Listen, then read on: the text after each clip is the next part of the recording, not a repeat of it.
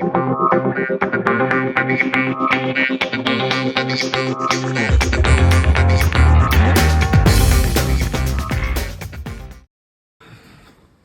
guys, I hope you're all well and enjoying this series Ultimate Workouts.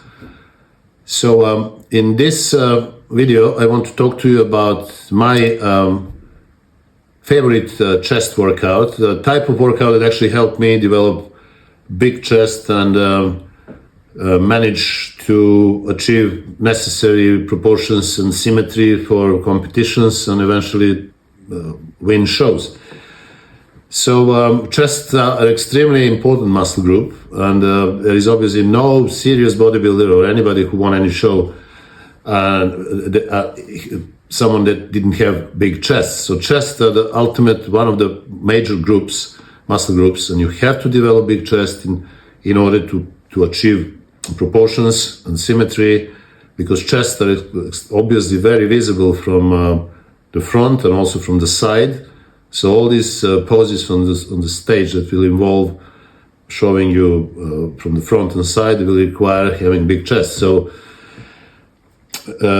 now to start with my workout, clearly for me the number one exercise that helped me build big chest was bench press. But this is not only exercise, so I would ask you to watch this video all the way to the end, because I'm going to be talking about 5 different exercises, and they are very important, and they all have a different impact on your chest development. So bench press, it was always number one in my program, is the ultimate mass builder, simply because of the load that you can put on your muscles, and the effort that you have to give. It's tremendous because the weight is heavy.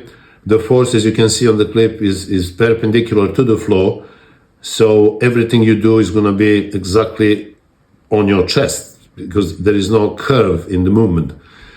Now, I, as you can see, did not lower the bar all the way down, because in the beginning of my training, I used to bounce the bar from the chest to lift heavier weights. In those days, I didn't know much, so I was like mainly doing 2-3 reps in order just to lift heavier. So I would bounce the weight from my chest, but that actually resulted in few injuries, shoulder injuries, elbow injuries, and also I didn't really improve my chest very much. So I changed that and I stopped lowering the bar all the way down.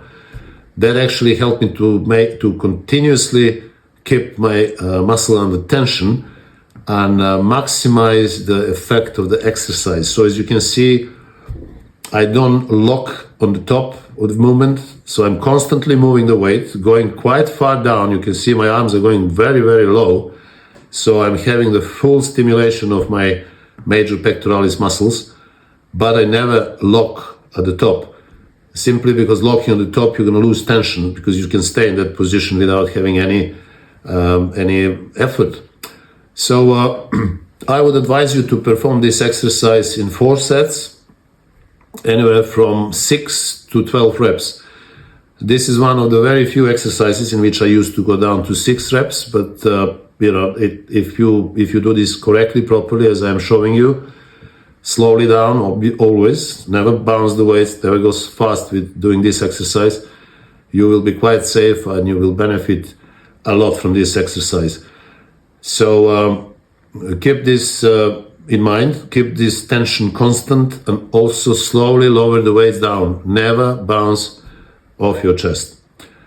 Now, the second exercise in my program was always incline bench press. This exercise can be performed with barbell, a Smith machine, different types of machines, and also dumbbells. Now, I used to prefer doing this exercise on Smith machine for some reason, because this kept my shoulders safe. All right, you may be very safe doing the barbell and barbell incline presses, which is fine, but I used to do this and I benefited from this exercise. Now, the problem that I often hear, especially in recent years, is that, there is no such thing as incline, as upper chest is all one muscle. No, it's not one muscle. There is a section on the top of the major pectoralis, which is called clavicular major pectoralis, and that part is different from the bulk of the chest, from the bulk of the major pectoralis muscle. because the origin of the major pectoralis is actually in the sternum, and insertion is in the shoulder.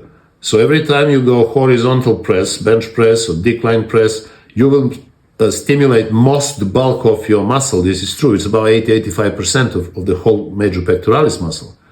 But clavicular major pectoralis, which can be anywhere from 15 to 20% depending on individual, is different, because the origin of that muscle is not sternum, is the clavicular bone. So when you are performing horizontal press, like when your arms are further apart on the flat bench or decline bench, you won't use that muscle.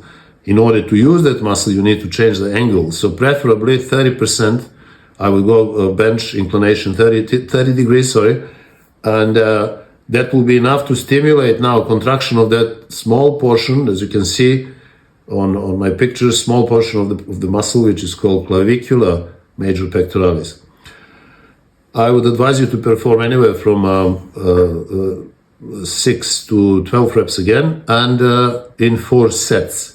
Now, the third exercise in my chest workout was always either dips, which I would alternate with something else, but dips were a fantastic exercise, and I would perform dips with body weight, 4 sets with maximum number of reps. So whatever you can do, 10, 15, 20 reps, just go for it, lean forward a little bit, and you will receive a lot of stress on your chest. Emphasis will be rather on the lower section of major pectoralis, but most of the major pectoralis, apart from the top section, will be involved. Now, although I use dips, I also used seated chest press machine, which I really liked a lot for few reasons. The main reason is, as you can see on this clip, that I can go all the way back now. I can stretch more than I've done with my barbell chest press, bench press, because there is no bar that would eventually bounce off my chest. So I stretch further back. This is one reason. And the second reason is that the motion of this exercise is quite linear. There is no need to have muscle support from left to right or also backwards, forwards, as free weights will cause you to do. So you will have those supporting muscles involved. So this exercise is also very good if you have eventually some shoulder problem or elbow problem. You try this exercise, maybe the answer to your questions. You don't have to stop training chest. Use this instead of bench press sometimes. I would probably do once a week, once a month I would do dips, and then maybe 3 weeks I would do seated machine press. It's really, really good, very safe exercise, benefited me a lot. And I would advise you to do anywhere from 8 to 12 reps in 4 sets. So with this exercise, I would finish with my pressing movements. So bench press would be number 1. Incline press will be number 2, dips will be number 3, but more often than dips, I would do seated machine press. So it is 3, actually 4 exercises, but always 3 in my workout. I would finish with pressing exercises. Now, pressing exercises are bread and butter for the size, but they are not all. So there are another few exercises that I want you to see. This is why you should watch this video till the end. And these are now isolating exercises. Now, the first isolating exercise in my program, which will be 4th exercise, is dumbbell flies. So dumbbell flies are extremely effective exercise because they call isolating, because you're using your chest. So predominantly chest, not triceps, shoulders not as much, very little, but mainly it is the chest muscle, and that obviously reflects in the weight. So you don't want to be lifting some extremely heavy weights in this movement because it's not possible.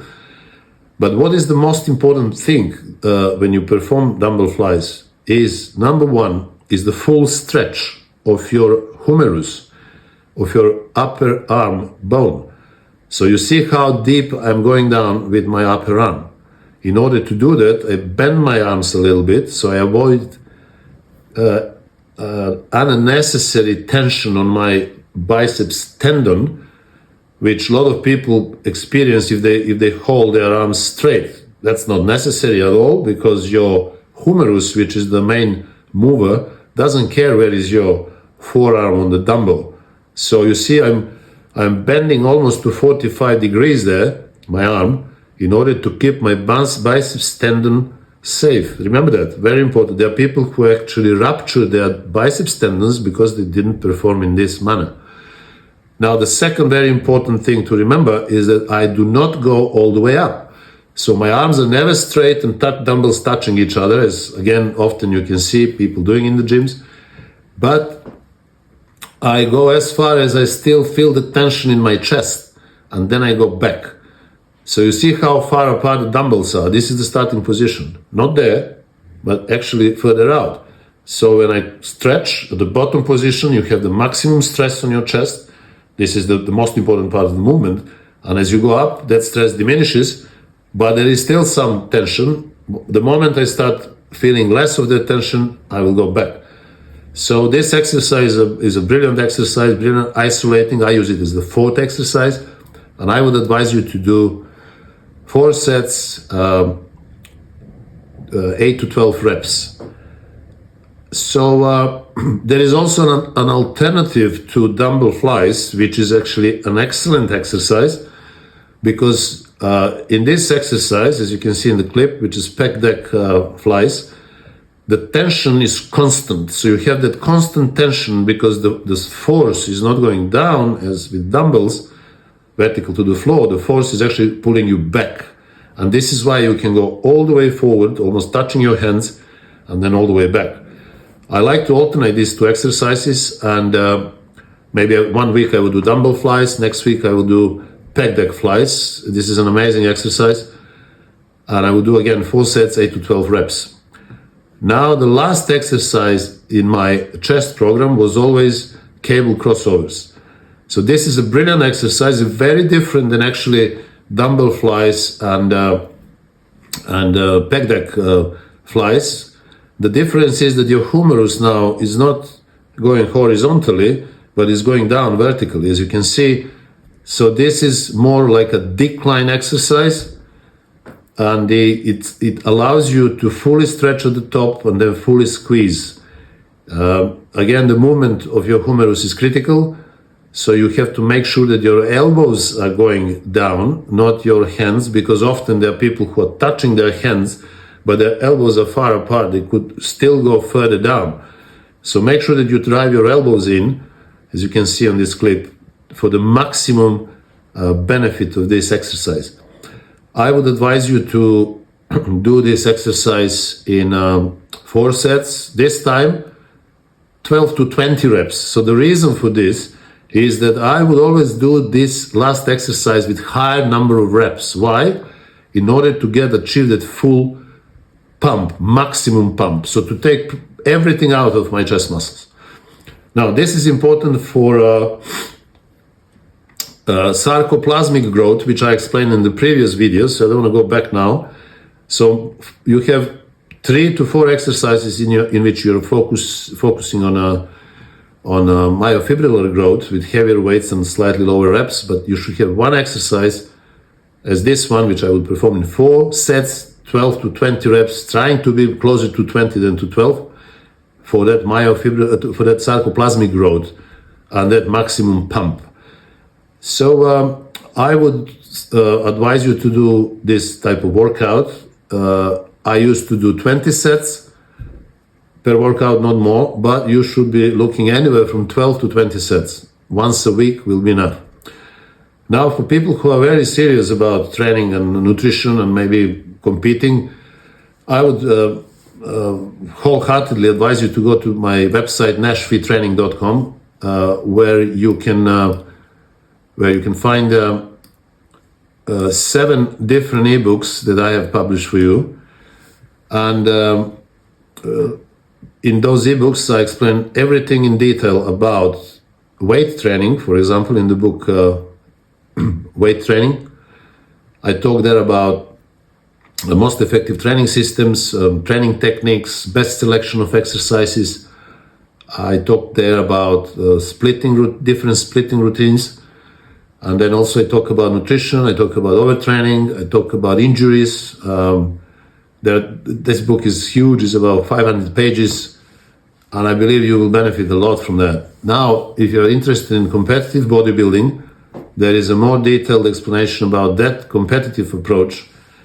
And the book that I would advise you in that case is called Build Muscle, Burn Fat. It's a very detailed book, mainly focused towards professional bodybuilding. So if you really, really want to get the best out of yourself, they will see the training techniques are slightly different. Nutrition is also very different for achieving that maximum peak condition, etc., etc. Now, if you're interested in nutrition, I've written for you the Ultimate Nutrition book, which you can find again on my website, nashfittraining.com. I talk in that book all about macronutrients, evolutionary development, and how we have responded to different foods over the period of 300,000 years, and why we are more responding more with vigor to certain type of foods, and then we are responding bad to different type of foods. I talk there about carbohydrates, fats, the proportion of protein, carbs, and fat for different targets. So it's a really good source of information for you to deepen your knowledge about nutrition. Another book, which is again more towards achieving best top results in bodybuilding, is called Feed the Muscle, Not the Fat.